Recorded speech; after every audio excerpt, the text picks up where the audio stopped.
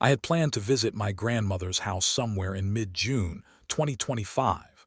A few days before leaving, I had unknowingly filled my mind with old folk tales and eerie stories from Almora. Even today, I remember how deeply those stories had settled inside me before the journey had even begun. Finally, the day of the journey arrived. I left home at 6 in the morning. Crossing the crowded roads of Ghaziabad, Hapur, and several other densely populated towns, I eventually entered the hills of Uttarakhand. By around 4 in the evening, I reached Tipola.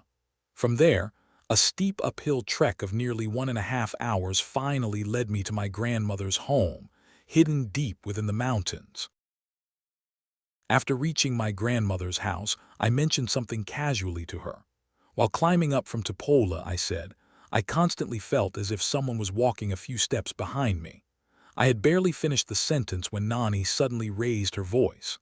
Devta tha wo tara, she said sharply. Her words dragged my thoughts back toward the lonely mountain trail I had crossed before sunset, the pine forests, the cold wind, the strange feeling of footsteps matching mine from somewhere behind.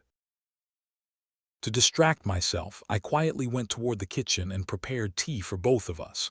Sitting beside my grandmother, wrapped in her warmth and affection, I suddenly remembered something my uncle had told me a few days before the journey. Kuldevta Kalbisht protects every member of our village, Sagneti, he had said. And at that moment, Nani's loud and authoritative words from earlier echoed again in my mind. Devta tha wo tara. Slowly, an unsettling realization began forming inside me. The unseen footsteps behind me on the lonely trail from Tipola were never meant to harm me. They belonged to my maternal Kuldevta, Kalbisht. Watching, following, protecting,